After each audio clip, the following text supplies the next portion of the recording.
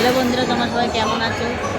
নতুন একটা ভিডিওতে তোমাদের সবাইকে স্বাগত। আজকে আমরা খেতে এসেছি একটা হোটেলে, এক্সপ্রেস ধাবা। কী কী খাবো তোমাদেরকে গিয়ে দেখাবো, চলো।